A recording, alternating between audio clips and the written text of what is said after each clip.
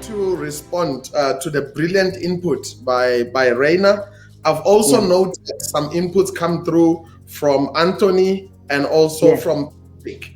I would like to, if I may, on a blockchain level, blockchain as a trust machine and a truth machine is perfectly aligned to level the play field at scale, so that as more and more Africans or countries want to evolve from being trapped in the raw material position to embed themselves deeper into the value chain. Now the question comes, provenance, meaning the source of origin of these goods. Are they really from Ghana? Are they really from that specific farm? Is this coffee from Ethiopia? Is this cocoa beans? Are they from Ghana or Ivory Coast, Cote d'Ivoire? Was there child labor involved? There's a whole lot of questions when you take a leap as a continent deeper into the value chain. What was okay back then when you were okay, in inverted commas, when you were trapped in the raw material was okay-ish, but now when you grow up, when you now stand shoulder to shoulder with global best practices, now the quality of your goods becomes, the quality of your produced goods, your finished goods, your packaged goods, now you must be judged according to the same international standards on quality, on track and traceability, on ethical sourcing, ethical trade. That's where blockchain comes in. The coffee farmers of Ethiopia, they get 1 penny, they get 1 cent from each cup that is sold. It could be sold for $5 in the US. It could be sold for $10 in Dubai. But the coffee farmers of East Africa, Ethiopia, Tanzania, and elsewhere, they get 1 penny. When they now evolve to not send green coffee beans or raw coffee beans, they now want to actually do some level of processing. Now the international community goes like, oh yes, what really went into the processing process? Was it really, did it have some German precision in there or some precision grade where the hygiene practices observed? So processing and scale comes with its own challenges. That's why blockchain, through track and trace, has actually become easy for us to go into countries and create pockets of value and ecosystem. So that's one. The Made in Africa brand, as it enters the value chain from raw material, is now coming up under fire on, if this is made in Africa, can I trust it? If these chocolates are manufactured in Ghana, could I trust them as equally, if not more than the ones that are manufactured in Switzerland? So trust and precision and track and traceability. As a consumer, could I look here through QR coding, through track and trace in blockchain to see the who, the what, the when that went into these finished goods, so that I can become an avid supporter of the proudly African or made in Africa brand. So those are the issues that come in. And then last but not least, the kind of trade that ignores the sustainability of value chains is not good for Africa. So for trade to be sustainable, we need to ensure that those 33 million farmers that are providing raw materials to the world, we need to ask, are they financially included? Are they becoming banked? If so, what are we doing about it? And so blockchain can actually evolve, or is actually being used by ourselves to bring title deeds and registry to solve legacy land issues that have been a hot potato for too long. So we are solving land issues, we are solving track and trace, we are also protecting the smallholder farmer to ensure that they too can enter the Oscars of the supply chain. What are they? It means that a smallholder farmer in Ghana can send their goods to the UK, and at the customs border, they can see that truly this comes from that region, this farmer. So track and trace and ethicality, sustainability and inclusivity, if they're not bankable, they are going to starve. Can you imagine a starving farmer? That's really a paradox. So blockchain is protecting and reserving the economic seat at the dinner table for smallholder farmers that no particular country has fought them, but a system has been harsh towards them. So we are bringing them onto bankability, onto inclusivity, and we are also giving them access to markets. Okay, thank you very kindly. much. I will do it shortly. What I see is that the whole rules in the world economy is done by Europeans and United States. And when you see in history, why is become America so strong? It was a very easy thing. They have created certificates for 46 hectares, and every refugee or immigration person that come to United States, they can take this land right for $100 US. And from the balance sheet of the United States, you create from nothing, means you have stolen from the local population, but you have created from nothing billions over billions hard assets of US dollars. When I see the land in Africa, the agricultural land, is not written in any balance sheet of a country. It's not existing. You only say, okay, we have maybe 500 tons of gold and 10,000 diamonds and bauxite. But in the balance sheet, the biggest, and I'm a farmer, I know very well how important is farming land. You cannot do farming without land. Means it's not in any balance sheet of a country. So Africa can become richer than all other countries in the world. They have for the next 50 years, by this growing the world population, you have the most important asset you can find in the world. And about the blockchain, for sure, for me as a customer in Europe, it's more and more important to understand how the products are produced, and especially when you see the climate crisis and all these points. I want to know how the products are produced, and this become in Germany, as example, every day more important. Yes, thank you, Kenneth. So my name is Ronke. I am currently based in Vienna in Austria, but I grew up in Nigeria. So obviously this is a topic that's close to my heart. My father is from Nigeria, and a lot of my family is still there. So a couple of really great points that have been made today. One is around the fact that we should change our mindset to understanding that we have to look at the future instead of the past. So this is something my father actually already said like 20 years ago, that we have to stop talking about what happened in the past and we have to move forward. So I'm glad I'm seeing a lot of younger people now who are actually going down this path and starting to build business. I'm seeing a lot of initiatives, and this is a wonderful thing to see. Because obviously we cannot sit around to wait for people to give us permission, as you said earlier. We have to go forward and do our own thing.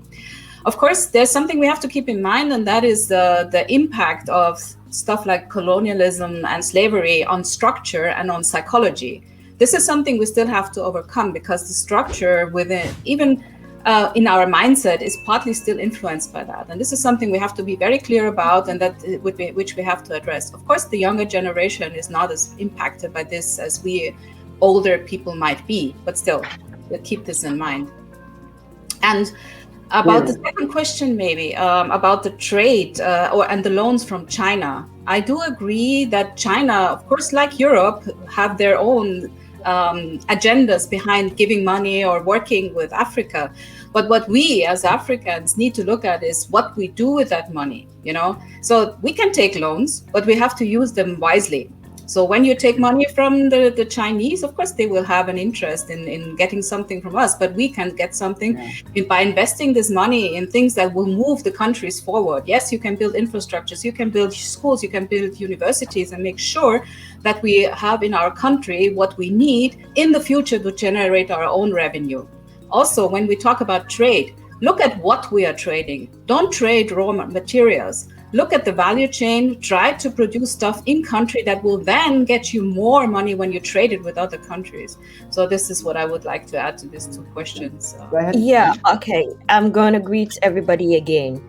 I agree with Ronke. I originally grew up in Ghana, and I equally have this at heart. It's like we speak about it every other week. It's troubling. It's damaging. It's psychologically broken us. Now, we talk about infrastructure. Yes, our leaders, I would always go and attack the leaders. We have to purge our system. And purging our system doesn't start from the ground. It has to start from the top because they are growing. They need to hand over. And we come from an environment where we look up to our leaders. Now, when the wrong signal is sent, the young ones also copy. I'll give a typical example. Currently, a situation happened in my country, Ghana, where people in society or people who people look up to, example, the media, example, the celebrities, give the wrong impression about making money. So a 16-year-old thinks it's okay to rush in getting money. They do all the dubious things to get money. They don't understand that life is a ladder. You have to go from one point to the other. And all these things come from one source: colonialism.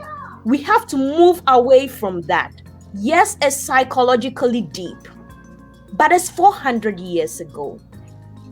The ideologies and the reasons why all these things happen are something to discuss later. Now we need reforms. People need education, not formal education. We can do the formal education and we can do the psychological education where people have to move away from, I'm doing Sakawa because the Europeans colonized us. No, that is 400 years ago. These people you are victimizing have nothing to do with what happened 400 years ago. They are working hard to save those monies for their generations.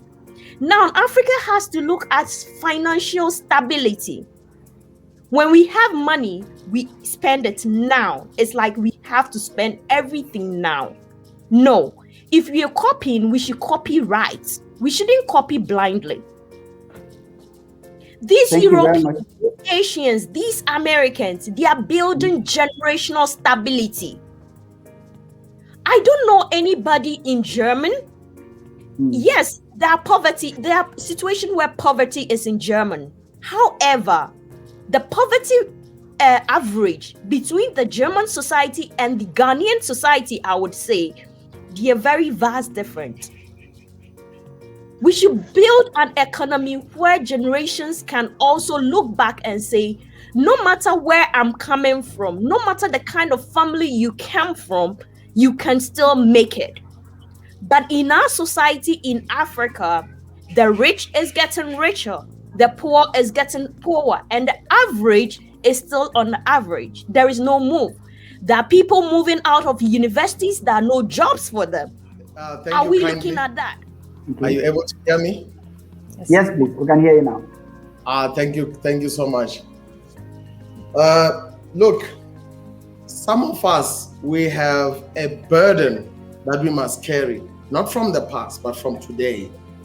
We have to ensure that when the African farmer or entrepreneur of any kind comes into the boardroom, whether physically or digitally, when they arrive in the boardroom to do trade, they don't have an empty stomach, and they are not barefoot, and they have got a banking credit line behind them, that whatever promises they make to Reina or to anybody around the world, they can actually go to the bank and finance on the delivery of such business promises. So some of us, I mean, there's three things that keep me focused on a weekly basis.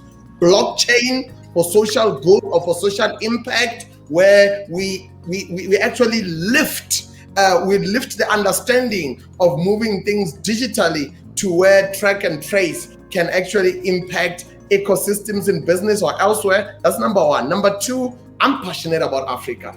I've got the vision of Africa embedded in my blood as to how could we help beyond the blame into the build. How could we help the reforming of mindset so that there will be more innovation, there'll be more solution, there'll be more. We must find a way to win in any. So I have to make sure that as much as I'm shooting out the lights with blockchain, but I take others with me onto the blockchain and elsewhere, whereby we make sure that there are no barefoot boardroom negotiations. We level the play field. It's very difficult to negotiate with someone or on an empty stomach because the bank turned them down for a loan. The farm they are on, they don't own it. It's a bit non-sustainable. So I have to make sure that I prepare more transaction-ready farmers for Reina so that whatever he sources from their farm comes via the blockchain and he can see through track and trace that, you know what, this is truly organic, this is truly vegan, this is truly of international standards,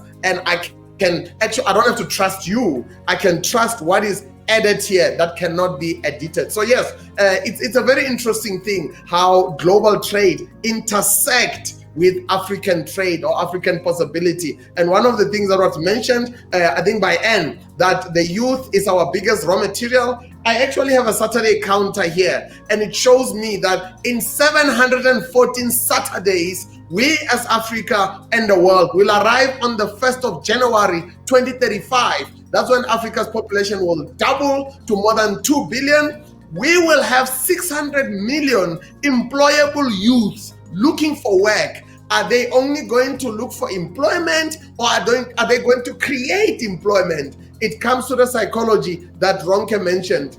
If we create solutionists and put them into that generation that is emerging and then now, and one of the online comments, I think it's Anthony, who said, Africa has to take advantage of digital to leapfrog all our maybe previous legacies where we missed out. So indeed, we must go digital, we must become solutionists, and indeed we must ensure that we don't put a barefoot African farmer in the boardroom to negotiate a significant deal with a global partner. That is my summary. I know you wanted me to unpack on blockchain. I will await your cue on that. Thank you very much. I wanted to consolidate all that is in the room. Just a short sentence on thanking all of you to picking up that topic. There's obviously a lot to add here. I mean, this blockchain initiative is so important. I would like to expand on that, especially on the whole digital transformation that is happening in Africa. We could talk at least 2 hours about that and how important that is for the future. But just now, I want to thank the three of you for setting up this panel and talking about this issue, bringing it to attention. Thank you so much. And for inviting me. Thank you, Ronke. Thank you so much. Anne? Your sound? Unmute. Sorry. It happens all. I'd like to bring in the perspective of India and the work that was done in India to unite a people who'd been separated by colonialism. We have languages there, cultures there that are so different, but they worked really hard about being Indian. And I would really like to send that message out to Africans, because Shadrack is one of the first who used the term Africa. And I'm like, oh my God, are they doing that? So I'd just like to say, please, this is an important thing, that instead of these regional differences, which is so filled with conflict in different countries, to create that new youth who see Africa. Where are you from? Africa. Yeah, so that's all. I just, maybe that's a little bit too global, but not denying you're from South Africa, but I believe that certain changes need to happen for that. Thank you very much for having me too. Yeah. Thank you very much. All right. So finally, I'd like to thank Mr. Rainer Togel for joining us today. Rainer is an agriculturist, and we shared his profile at the beginning of this session. So we want to thank him once again for joining us today, and he's doing a lot to help Congolese farmers get hone their skills and explore their land. I'd like to also thank very, very much Mr. Faith Mwobia. Unfortunately, he wasn't able to speak to us today because of network issues. He's doing a lot with Youth Up, and I think Shadrack is also a mentor with Youth Up, and he has so many great mentors, even the likes of Professor Ikekwe, trying to change the mindset of youth across Nigeria and across the world. And finally, thank you to the blockchain baron of Africa, Shadrack Kubyane, who joined us also today with incredible. I want to convey my personal thanks further to what you said to Reina, a very a very entrepreneurial farming legacy practitioner. 400 years he has been doing this. Space time to lean forward to exchange best practice with Africa. We really appreciate Reina. Power to you. And Ronke, much appreciated for sharing with us your dad's timeless wisdom that we need now more than ever. You have been on the front row seat getting that wisdom, and today you lean forward and shared what he said, and you also got to share your heart. Thank you, and thank you so much. And you know what the audience may not know is that apart from being a visionary and an educator, you also dance. So it's interesting how the rhythms of global trade are being discussed with a dancer in our midst, a dancer at heart with some great stories. And Nana, thank you kindly for sorting things out in the back end for us. You move things, but today you were in the room to help us move Africa forward. And to our external audiences, power to you, to be continued as we create the Africa and the planet we want. Thank you kindly. Thank you, everybody. Thank you. God bless you. Bye-bye. Thank you. God bless you. Bye. All right, Thank you all very right, much. everyone. Take care. Bye. Yes, Bye. we'll see you at the other side. Thank you.